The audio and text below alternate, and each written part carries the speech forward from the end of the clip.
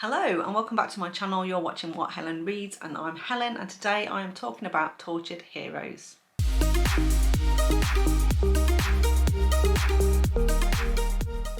So what do I mean by a tortured hero? Well, for me, this is a hero who struggles to believe that he deserves a happy ever after and really pushes the heroine away in some shape or form because he doesn't think that he deserves her, or that he thinks the heroine is too good for him and that she deserves better.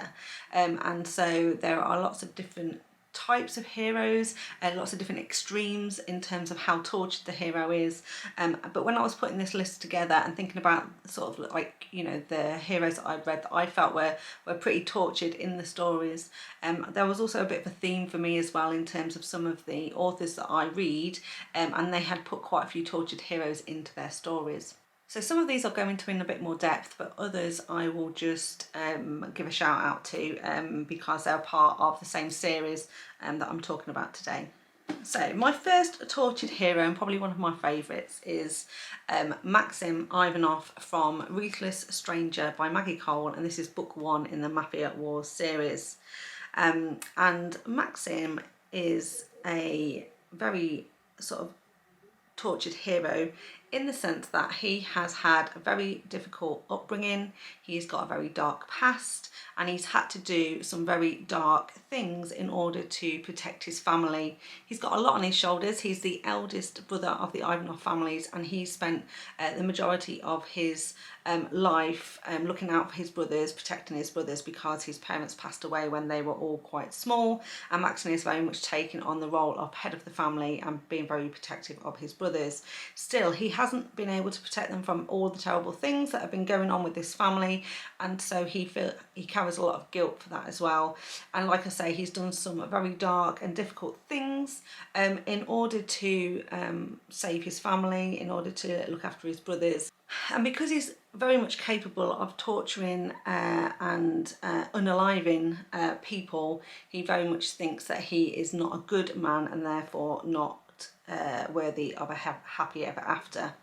Plus he's had a girlfriend that has been leading him on and off again for quite a few years, and he's at the last straw with this person, and it's kind of another thing that makes him feel that he's not lovable, because, you know, if anyone should understand him and what he's been through, it's this ex-girlfriend, but she's very much stringing him along. And this is basically part of the story. It starts right at the beginning where Maxim is in Las Vegas for a stag weekend for his younger brother Dimitri, who's getting married, and like I say, they're in Las Vegas on a stag do. And we have Aspen, who is the heroine of this story. She's recently divorced from a husband who has not been treating her too well, and she's gone to Las Vegas with her friends as a bit of a celebratory holiday post-divorce, but also her friends very much want her to get back on the saddle, as it were. And so this is where she meets Maxim. Maxim and Aspen spend sort of a 48-hour period together, a bit of a one-night, two-night stand, and then at the end of this weekend they go their separate ways. And Maxim is very, very determined. As much as he likes Aspen, he is determined that he is not going to bring her into his life. He wants to make sure that she doesn't actually know who he is, and they kind of go their separate ways. Unbeknownst to both of them, though, they both live in the city of Chicago, and it's only a few weeks after they get back from Las Vegas. They've not been able to stop thinking about each other, and they finally bump into each other in Chicago. And at this point, Maxim realises he can't stay away. However, like I say, he's still harbouring all of this guilt and very much a belief that he doesn't deserve Aspen and doesn't deserve her love or a happy ever after, and therefore he automatically assumes that when she finds out about his past and what he's capable of, she's going to turn away from him, and so this is really quite a big focal point in the story about what happens when she finds out and how it's all dealt with and how Maxim reacts.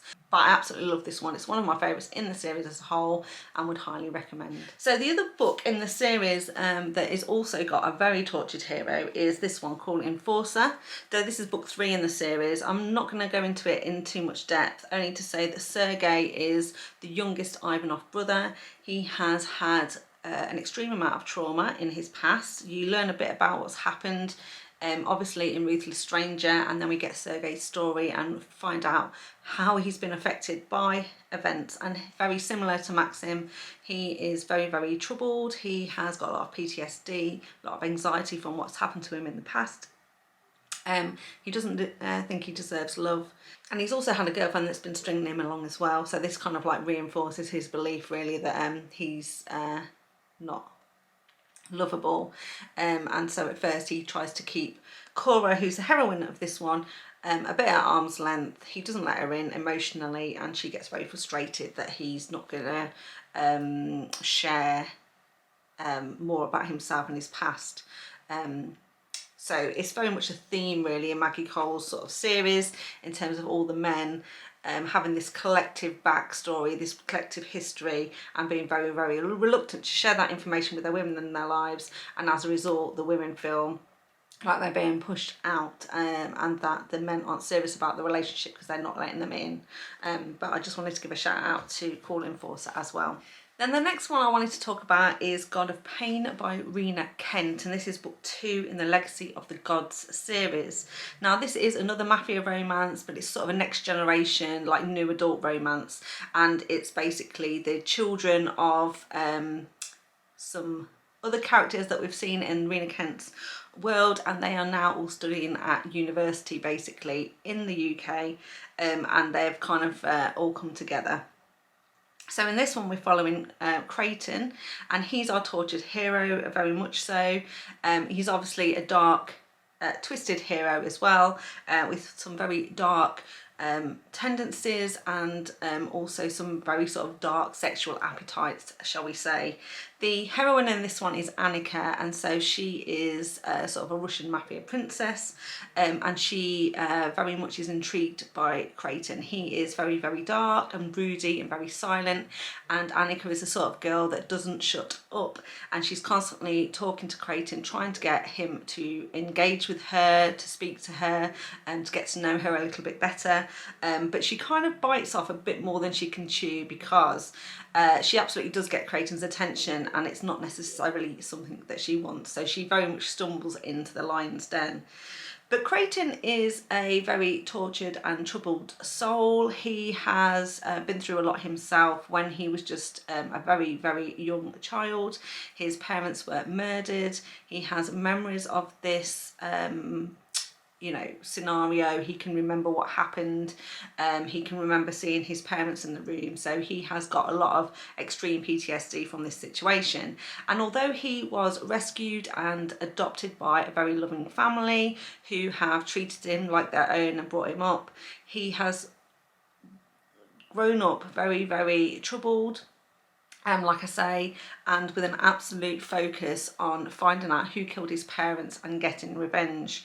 And so he very much struggles in his relationship with Annika, because he is trying to hide himself, trying to hide his true feelings and his true motivations. He's kind of scared of letting the beast out in a way, because it's one of the reasons why he stays so silent, because he's trying to kind of like put up a wall, if you like, an emotional wall, so people can't get behind that and see inside. And of course Annika absolutely cracks open his hard outer shell, start to see what's inside, and Creighton is terrified of what she'll see.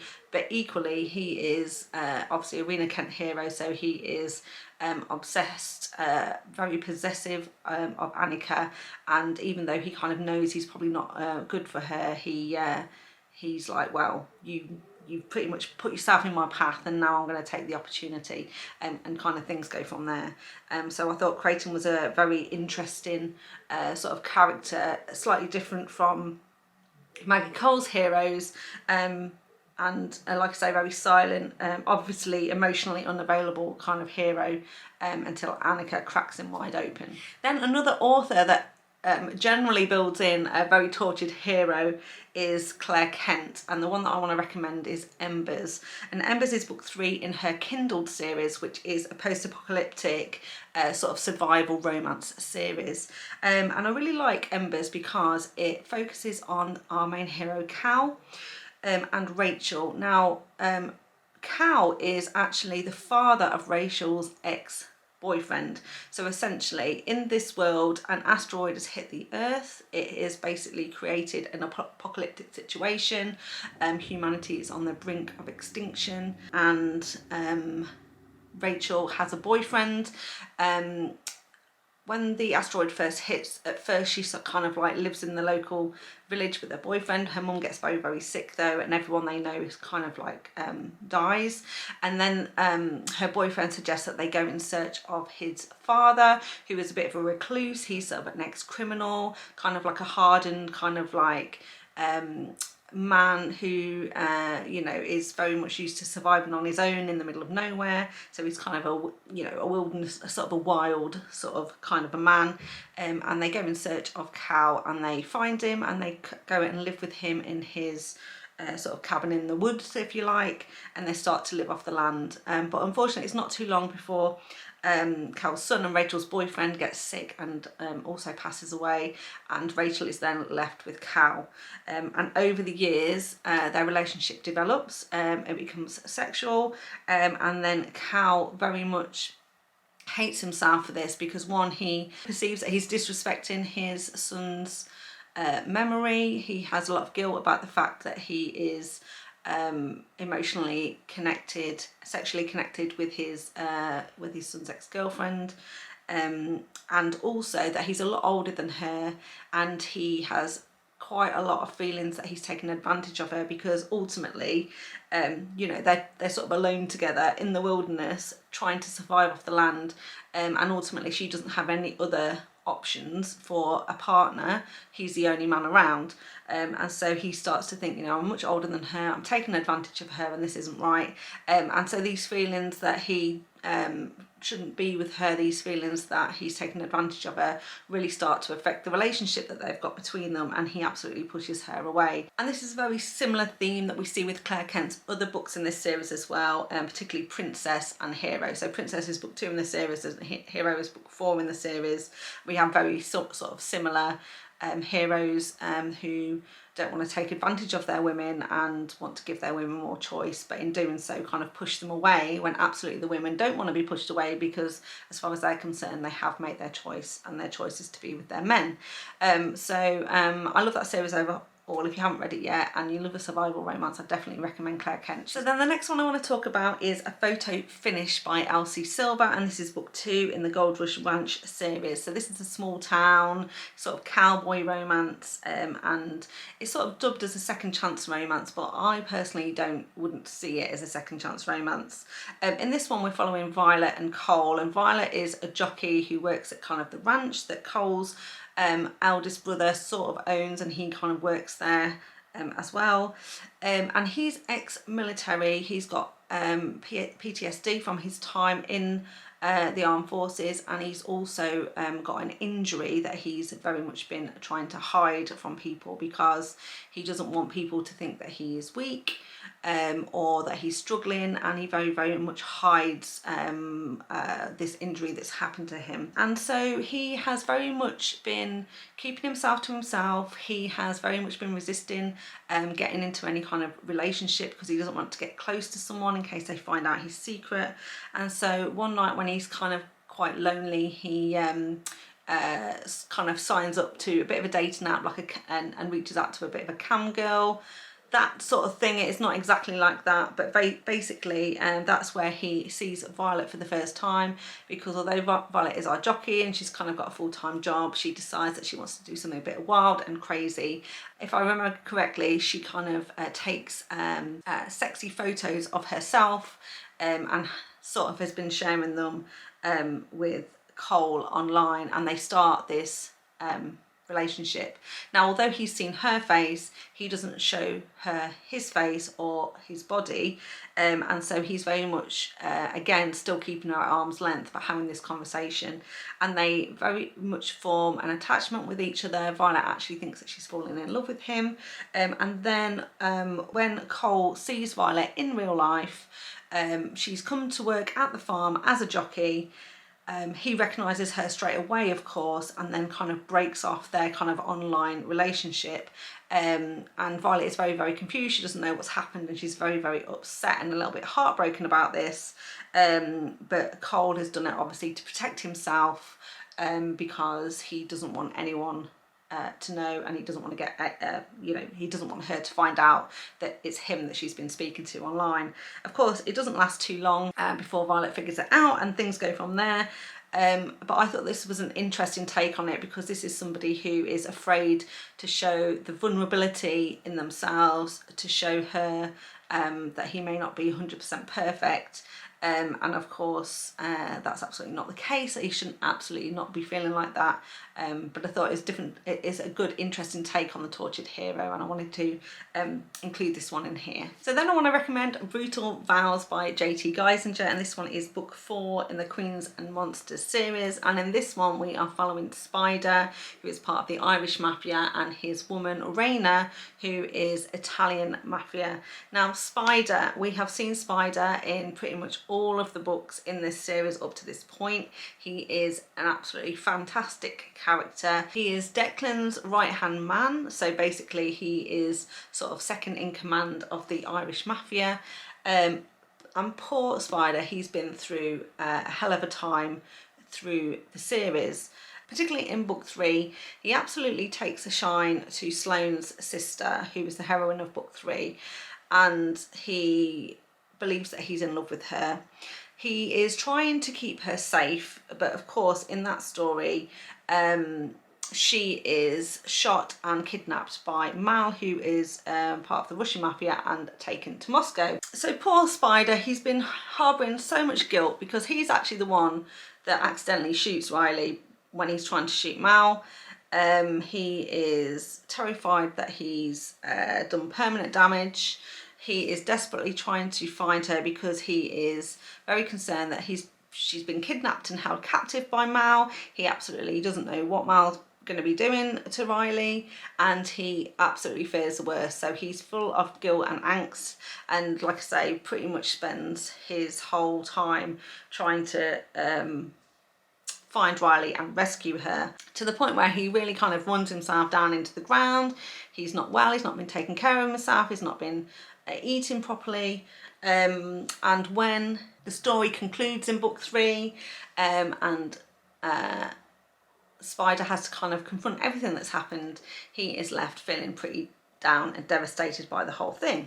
And this is really what sets up this book for book 4, because he's decided he's had it with women, he's had it with love, and the best thing for him is to enter into an arranged marriage. So he goes to Declan and he asks him to arrange a marriage with him and an Italian mafia princess, to strengthen the relationship between the Italian and Irish Mafia. And of course Declan agrees to this, and Spider is then arranged to be married to Rina's niece.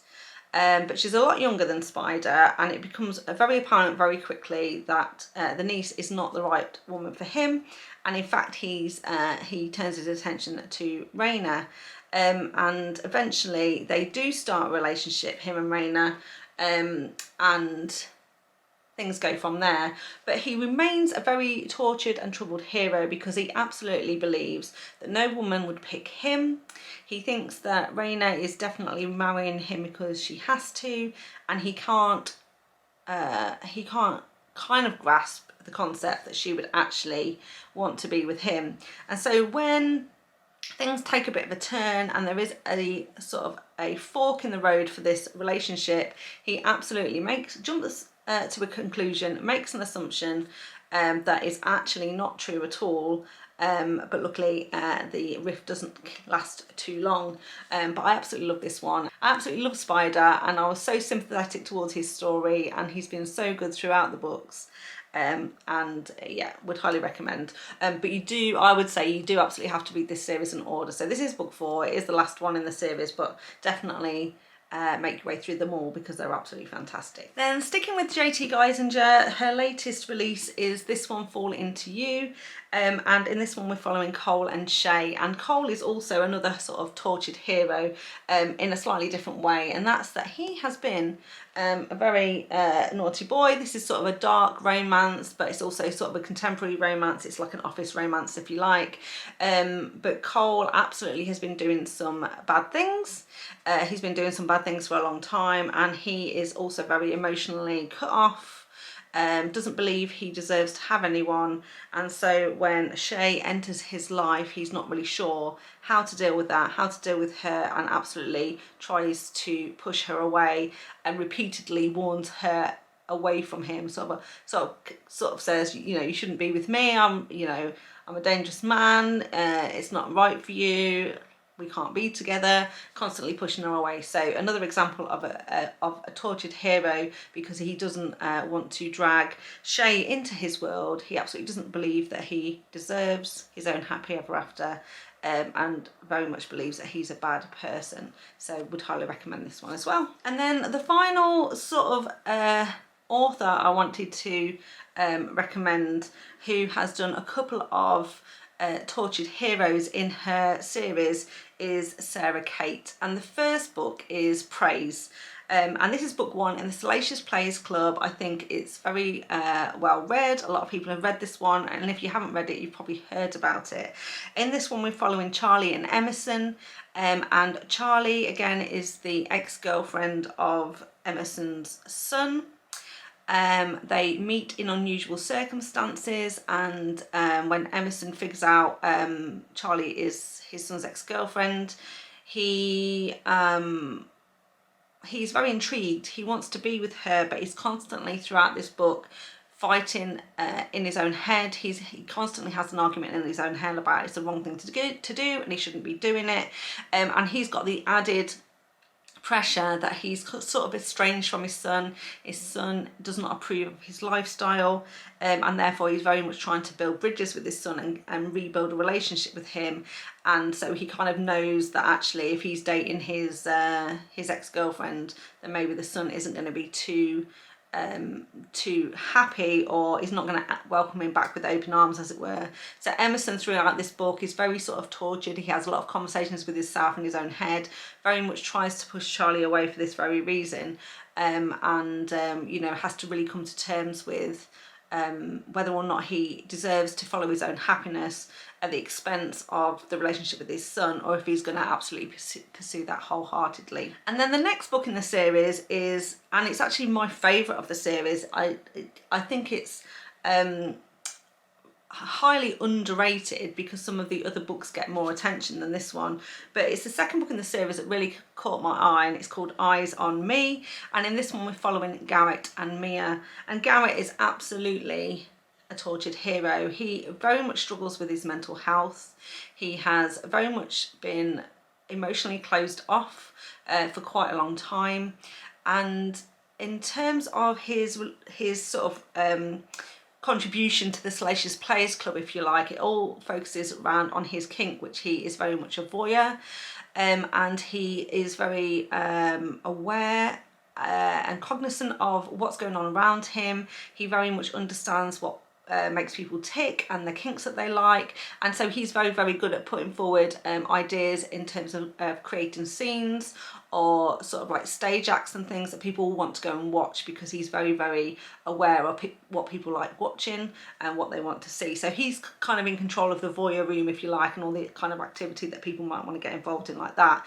But because of this this interest in voyeurism, it means that he kind of stays disconnected from the people that he's watching having sex, and he doesn't actually participate directly himself. So I think it's just another way for him to really kind of like disconnect himself emotionally.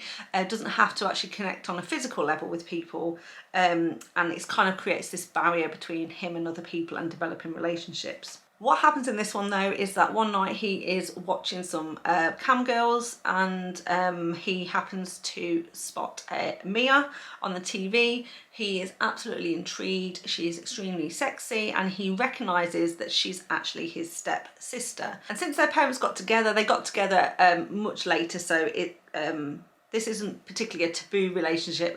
It's sort of dubbed as taboo, but it's not really taboo because Garrett and Mia never really grew up together or lived together like some step siblings do, and therefore it's kind of less taboo in that element. But he obviously recognises that it is his stepsister. They've not really had a great relationship. It's a bit acrimonious, to be honest, and he is sort of a little bit horrified that he finds her sexually attractive. Can't stop watching though, and kind of is watching now under a pseudonym so that she doesn't know that he's the one that's watching. Then of course they get called to family, so like a family holiday, and then he's in close proximity with her, and in this close proximity they kind of get very close, but still, like I say, he is a tortured hero. He does struggle with his mental health, and so I think Sarah Cate did a really good job of representing that, how that affects his ability to have relationships, and then working through how he's going to overcome that to get his happy ever after with Mia. So really enjoyed that one. And then the last one from Sarah Cate is one of her newer releases. It's the AntiHero, and this is book 1 of the Good Brothers. And in this one, our hero is Adam, and the heroine is Sage. Now, Adam is, and I always love saying this when we get around to it, Adam is a son of a preacher, and he has been very much brought up in a very religious household with very strict views about life, about sex, and what is kind of expected of him in his role.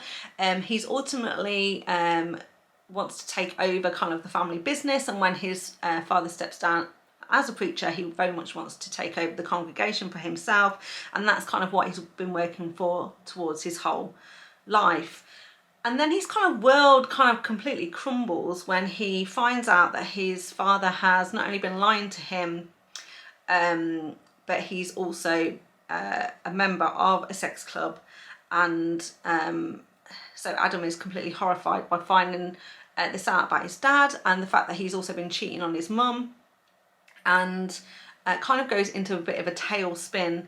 And that's where we meet Sage, because Sage has been working at this sex club. She's kind of helping the owner manage the business. And Sage and Adam enter into a strange relationship to start off with, where Adam decides that he wants to get back at his dad by doing some naughty things himself, and Sage is absolutely going to be the person that's going to help him to do this. So another great example of a tortured hero, and this one comes from be like an internal struggle about having an absolute solid set of values and beliefs that are kind of cracked wide open when he finds out the truth about his father, and then him trying to come to terms with how he's going to deal with that, like changing the way he thinks about life, about what he wants to get out of life, and about, you know, what being a good person actually means, and does he need to stick so rigidly to his belief system, or actually can he look at life in a new way? And yeah, so for me, Adam is another great example of a tortured hero. So there we go, that's all of the recommendations I have for you today, specifically about tortured heroes. I hope that was useful. I hope you enjoyed it. If you did, please give me a thumbs up. Remember to subscribe to the channel if you want to see more content from me, and I'll see you next time. Thank you very much. Goodbye. Thank you. Like siblings might have done in the past, to actually Rina's sister. No. There we go. And that's the garage door closing. So hello and welcome back to my channel. You're watching Helen. Obviously you're watching Helen. I am Helen.